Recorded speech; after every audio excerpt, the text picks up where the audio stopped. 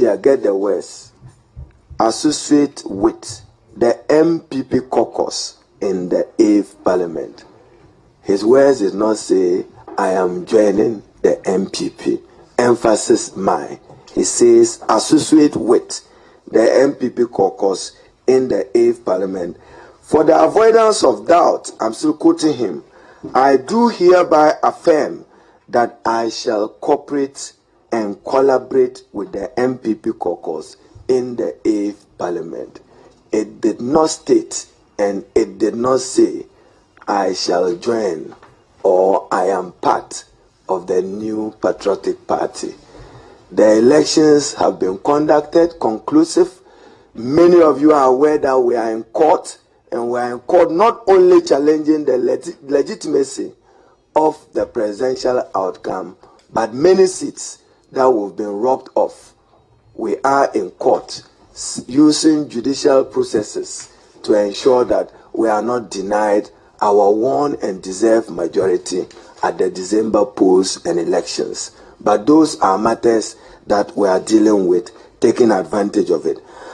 I am sure the independent MP for Fomena is very aware that Parliament is guided by two important guides, the 1992 Constitution and the Standing Orders of Parliament. And distinguished ladies and gentlemen of the press, may I, with some respect, refer you to Article 97, Clause 1H of the 1992 Constitution, which provides, and I quote, a member of Parliament shall vacate his seat in Parliament if he was elected a member of Parliament as an independent candidate and joins a political party. That is why, advisedly and wisely, he is not seeking to join a political party, and therefore nobody should just do an easy mathematics of a 137 plus 1. I will cooperate, I will collaborate, never to mean the same as I am joining or I'm crossing over, because it has its own constitutional implications, which probably may even require that a by-election be conducted if necessary, if he was to join a new political party. I am not clothed with the mandate for interpretation of the Constitution. So the question is, by that declaration, has the honorable member for Fomena joined the NPP? Don't recall that Nana Addo got the president and he couldn't even work with him as an independent candidate. The independent MP. It was the General Secretary of the NPP who wrote to the former Speaker to have him humiliated and removed from Parliament, even though they were trying even to hide the records. We ensure that our official reports captures what was said by then Speaker Professor Oke on this matter, who on 7 November 2020, Professor Oke sacked the NPP MP for Fomena from Parliament. You recall that at the time, indeed, in statement sacking the NPP MP for Fomena from Parliament, former Speaker Oke, among others, quizzed as follows, and I'm quoting from it. How does an elected independent MP operate both as an elected independent MP and at the same time an NPP MP if he should win the election? I didn't ask these questions. Professor Oke asked. I leave you to look for the answers. I repeat it for your purposes. How does an elected independent MP operate both as an elected independent MP and at the same time an NPP MP if he should win the election? So that quagmire, legal puzzle, I don't have the answers, and I don't pretend to want to profess any answers. Ladies and gentlemen of the press, I've always said that consistency is important in our political discourse. Is Nana Addo now willing to work with the independent candidate, the independent MP? What is the position of the NPP General Secretary now? So cooperation and collaboration. Maybe you learn to love a woman you have married. And what about the ruling of former Speaker Professor Oke? I'll therefore call on the NPP to reconcile there are conflicting positions on just one person. Today they found him a necessary ally and friend of a golden friend of one. The caucuses in Parliament. Let me remind that there is nothing like majority caucus or minority caucus in the standing orders of Parliament. So those of you who have copies, you can peruse it. Majority caucus, minority caucus was not contemplated in the standing orders or even in the Constitution of 1992. Indeed, official records of Parliament will simply record that NDC has 1376, NPP has 137, and there's one independent. That will continuously be what we will show now. In the course of time, I'll show you one copy of it for our purposes, how official copies will continue to reflect these matters. In recent past, Parliament has resorted to determining the composition of committees by using the numeric strength of what we term as majority side and minority side. Hence, elected MPs from smaller parties as well as independent MPs were required to choose their side they wanted to act, to associate with, or transact business with for the purpose of determining which side could have more members on each committee of the House. So if you look at the history, PNC, CPP, and independent MPs, how they were treated in previous Parliament will be a useful guide. Ladies and gentlemen, let me now come to the more important issue of composition of committees of Parliament. It is provided for in Article 103, Clause 5 of the 1992 Constitution and in Standing Order 154 of the Parliament of Ghana, and it states, and I quote, "The composition of the committee shall as much as possible reflect the different shades of opinion in Parliament." So even if we were to share committees, the different shades of opinion will be NDC, NPP, and independent. That is what the Constitution and the standing orders provide. Is Parliament limiting different shades of opinion to only numerical strength? We do not think so. It is on this score that the NDC caucus will insist that the composition of committees of this 8th Parliament should reflect in its very current nature. We will insist, because this is the first time we are having 137.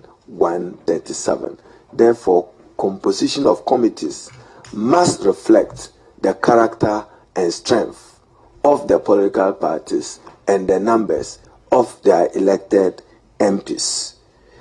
The composition should reflect beyond mere numbers and cover other factors, including even leadership of committees. Because as we have 137, 137, who chairs, who leads, we are equal. And the same, ladies and gentlemen of the prayer, you must appreciate that Parliament is a unique, distinct, and separate organ of state. We are the legislative organ. The way we do our business is a matter which reflects our strength and sizes. We know that besides the Committee on Selection, which is chaired by the Speaker, the Standing Orders of Parliament provides for 11 standing committees and 16 select committees. Out of the 11 standing committees, the chairmanship of 7 are predetermined by the standing orders. The Right Honourable Speaker chairs the Committee on Selection, Order 151, and the Standing Orders Committee, Order 157.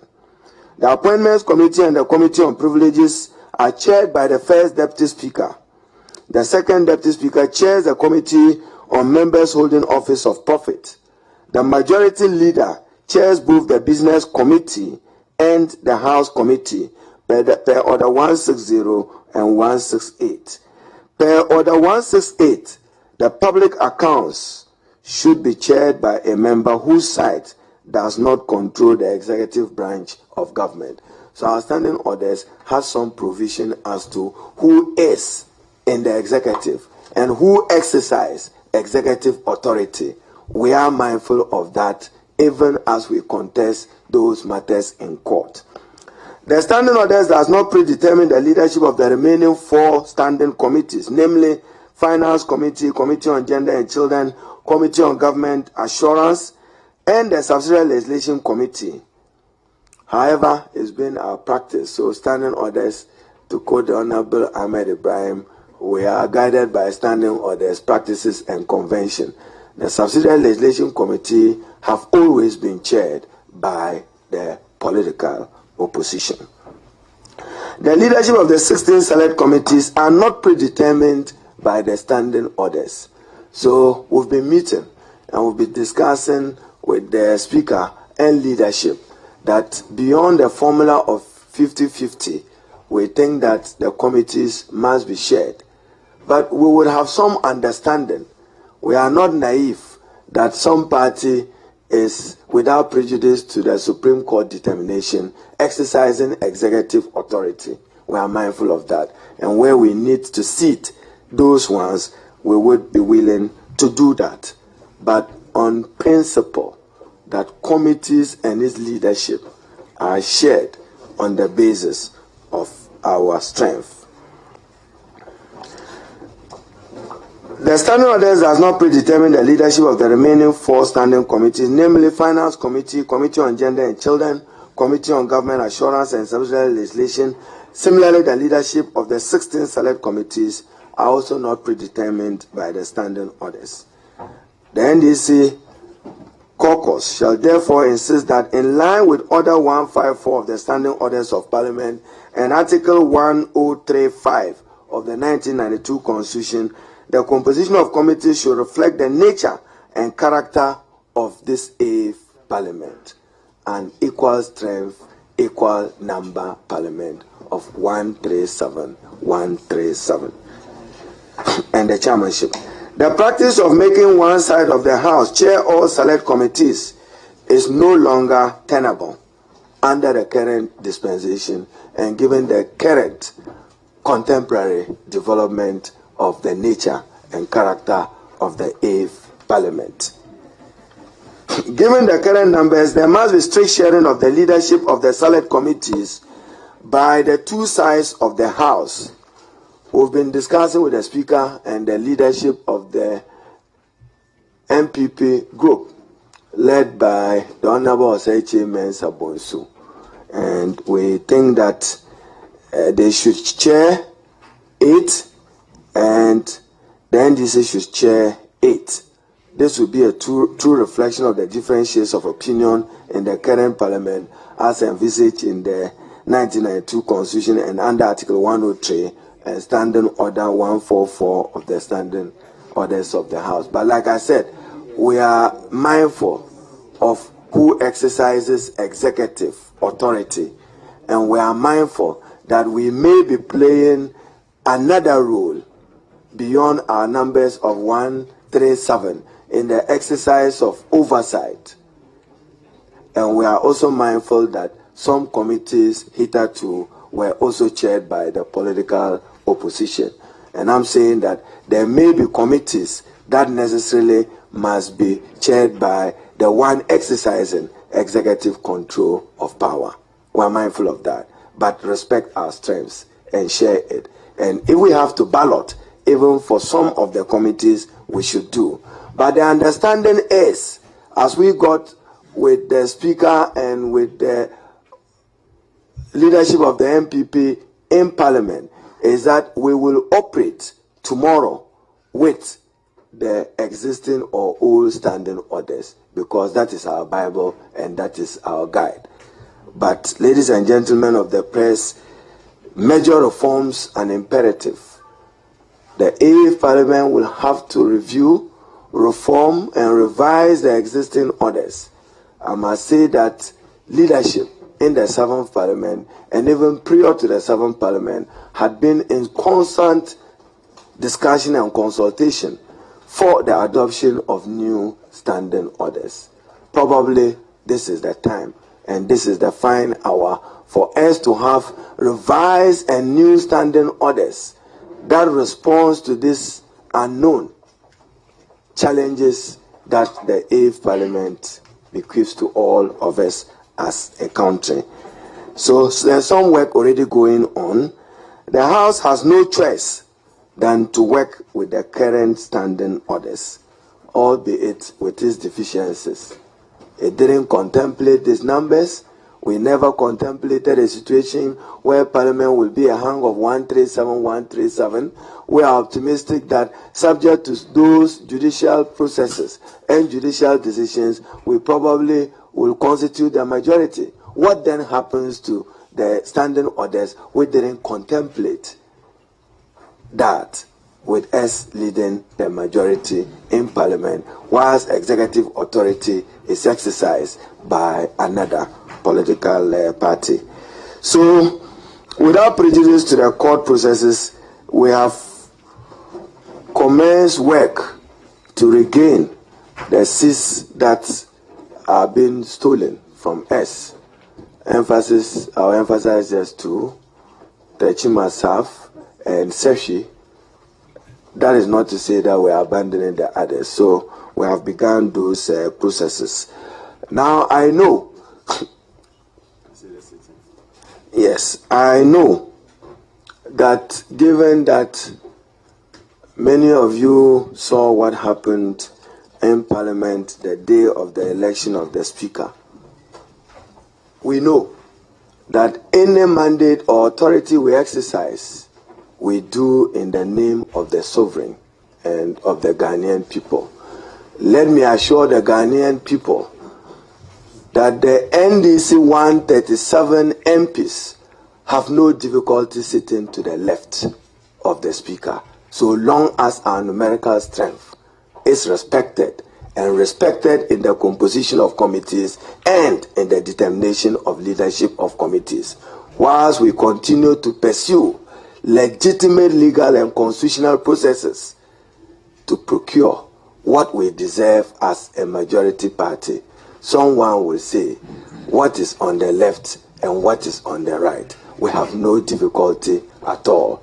But we think that given what we've shared with you, guided by apt constitutional provisions and evidenced by the fact that the Fomena MP is not joining the New Patriotic Party and cannot join the New Patriotic Party by the constitutional framework as I referred to in Article 97. Hence he risked and further supported by the ruling of Professor. So if you look at 2014, you normally will see an announcement here: National Democratic Congress 147, New Patriotic Party 123, Independent 3, People's National Convention. For every other record of Parliament, it will reflect NDC 137, NPP 137, Independent 1, nothing more, and none of you can add any to it. And nobody should be purporting or seeking to say that I've added one to mine. Cooperation there can be. Collaboration there can be. Joining legally and constitutionally impossible. We're happy to take questions from you. I thank you very much for your listening audience. Yes, let's go this way so that it will be orderly. Yes, I mean, you mention your name and then your media house. Yes.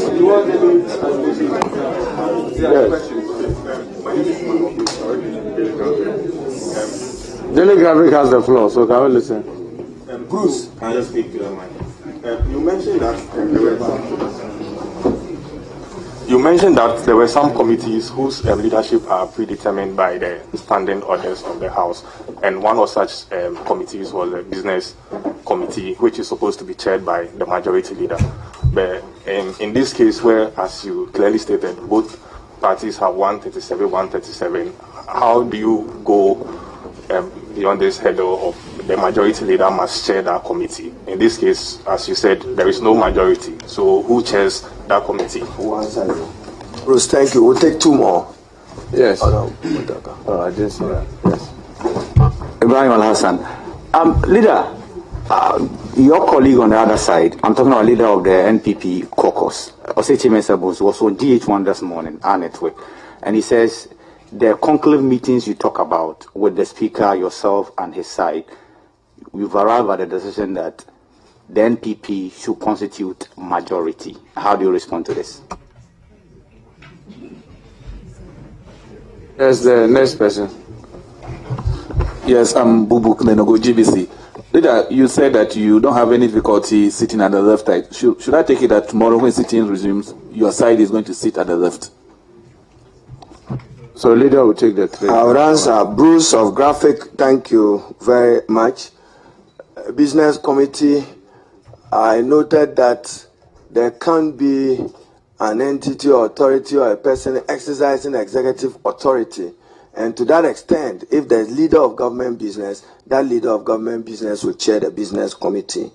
On the order of the conclave meeting with the speaker, yes, at that meeting, 137, the swing or the balance was for the Fomena MP to write, and he has written. I've interpreted his letter to you, and I've made my conditional demands. Respect our 137, but we cannot say that he cannot cooperate or work with them. He will work with them, but we cannot appreciate that he's part of them as a new patriotic party. That's why I shared the brochure with you. Unless, of course, tomorrow when you come to the chamber, you tell me that NPP 138 and add the name of Fomena MP as part of the NPP 138. If you are able to do that tomorrow, then I would answer your question properly. But if you come in answering that 137 with independent, with a pledge to cooperate and to collaborate, we will understand.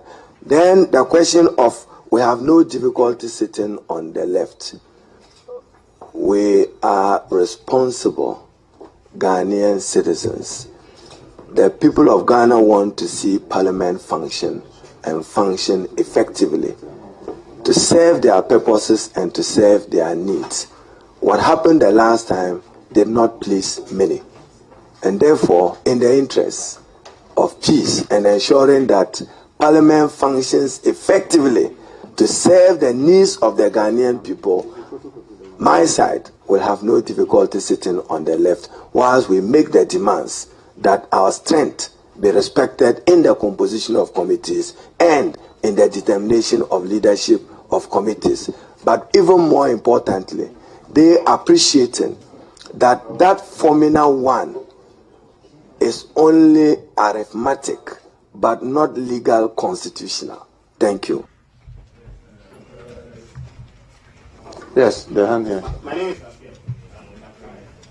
So the deputy leader on the NPP makes some passes on the standing on the Senate with the declaration of parties and the party.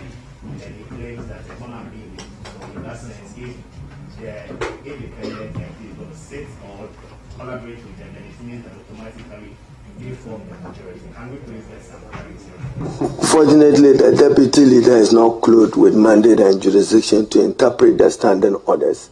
More importantly, an independent MP is not a party and cannot be parties, but my layman attempt to also do the wrong is done by interpreting it. Layman is independent party and independent parties. You are struggling for words to substitute. An independent is not. He didn't run on the ticket of a political party. Go and read Article 55 of the 1992 Constitution. It's elaborate on political parties and their role. Don't forget, he was even dismissed from that party. Tomorrow morning, we'll be interested in even knowing whether they are tolerating or accepting him back and under what conditions and circumstances. We are not aware. We know an independent. We don't know a party or parties. So go back to Order 7. It uses the word parties. If he was PNC or CPP, so go back even to Article 97. An exception is made for independent candidates. They are not treated like other persons reflecting or coming from other political parties. I'll take the next two questions. Yes. Kola is my name. I work for TV3. One, in the 7th Parliament, we had a majority and then a minority. The situation has changed with respect to the 8th Parliament. How would you, leader, see or request that both the media and then everybody refers to your side and then the other side? I reckon that even within your own selves, you're struggling to mention majority or minority. I stand to be corrected too. when the House sits tomorrow, what business are you going to be discussing? At a discussion at conclave with the Speaker, we decided that to allow the machinery of government to run, we will look at the composition of the selection committee, and that selection committee will make a determination on our collective proposals for the composition of the appointments committee and the composition of the business committee. As to what it is, you can just call me leader, and you can call the other one leader of government business till the Supreme Court matter is decided. A majority caucus they can be, but majority caucus not recognized by standing orders, maybe by practice and convention. But the standing orders is silent, the constitution is silent. I'm still MP for Tamale South. We'll take another question. Don't know. Okay. My name is Nanakwe Kubofa. I report for Open Shore Radio. The Open Shore, the only radio station in Ashanti region, the best one. The best radio station in Ashanti region. In fact, we are taking the leader. Leader, I want to find out from you, even though you didn't mention it, you didn't state it in your, you didn't mention it in your statement, but I wanted to find out, was the Speaker duly elected or was I just want you to confirm, because according to the leader at the other side, he said the Speaker was not selected, was not elected, sorry, and therefore he was. We just had a consensus and just conferred in him that he the Speaker. So I just want to find out if he was duly elected as a Speaker. Thank you. What did you see and what did you hear from the clerk that day? What did you see and what did you hear from the clerk when he was making the election? Did you see voting?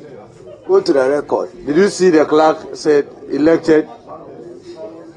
I did your confirmation. Whatever it is, by my mother's training, I don't discuss matters that are discussed in the room, outside, publicly.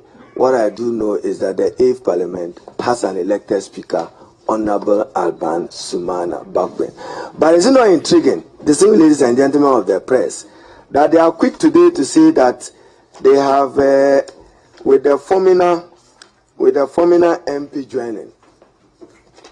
I'm just raising a legal, curious question. 2 deputy speakers from the same political parties. So what happens and what will happen? I read provisions of the Constitution for you. 95, again, Article 95, 95.3. Article 96, for the record, 96. There shall be 2 deputy speakers of Parliament, who shall be elected by members of Parliament from among members of Parliament, both of whom shall not be members of the same political party. So, is he now part of them? Is he now part of the same political party? Will he still hold that office? These are matters we are good enough to resolve as leaders of Parliament. I'll take the last 2 and adjourn proceedings. We thank you very much for coming to hear from us. Honor Mutakeze, the 2 of you, the week will end with you. Yes. Leader, my name is Abednego Asante. I represent Adom FM. Honorable Muntaka, I think about 3 days or 4 days ago, you appeared on Joy News, and you made some remarks concerning during the election of the Speaker of Parliament, whereby you made some allegation that Justice of the Superior Court attempted to bribe a female member of your side to vote in favor of. We are consulting further on it, and our next course of action will be determined on the floor of Parliament on that subject. So focus on today's matters. Thank you. Yeah, Leader, thank you. My name is Felix Nyaba. I work with the Republic and Express News Ghana. I want to know how your side is taking the issue of the military invasion of this Parliament, whether the leadership of the military rank will be cited for contempt? Or it's outside this matters, but tomorrow on the floor of Parliament, a lot will have to happen because we have to do an inner introspection of our own, re-examine and look at our own conduct on events leading to the determination and election of the Speaker. I saw that sacrilege of military in the chamber and on the floor of Parliament. I saw my friend ACP Ofori, who was charging us for not respecting Public Order Act. This time that he didn't respect the standing orders and the Constitution of Ghana. He was in breach of our privilege. He was on the floor of Parliament. We'll take consequential action. We'll take consequential action for military in uniform, armed. It remains a blot on our democratic practice as a country. Never, never should that happen. We want to know, and you've seen, I've seen some debate. I don't want to provoke that debate now. Even at that point in time, there was no Minister for Defense that we are aware of. There was no Minister for Interior because 6th January had lapsed and mandate had lapsed. But we had some people purporting to exercise mandate they did not have. All that would be for some thorough discussion and consultation. So leadership, thank you very much. My colleagues, thanks for coming. And the media, we are done. God bless you.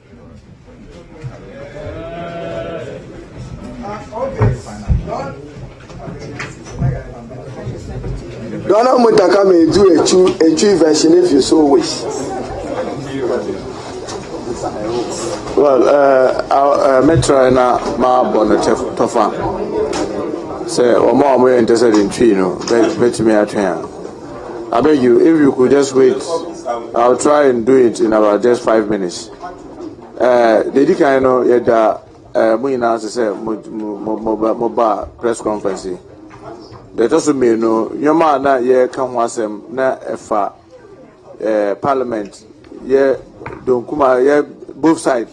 Numbers na ye wo na ye twem adwen ekose electoral commission wo tro ama Parliament no de o kan ye ne se o de o mutro ba e krata o mo de ba no de na wo so ne se NDC e wo 137 seats ana NPP nso e wo 137 seats ana independent e wo bako and ye say we any the official position electoral commission etro ema efia say yemfa ndujuma. The just may know efa yenua we free from na. You say we one ankasa krata we tro ema Speaker of Parliament no. Was say one no the we tro krata yi say we dey no ebe bata associate. And yes we dey no ho ka omo ho. Was say me dey me ho be bata omo enam ejuma ye be ye wo fia. We be association.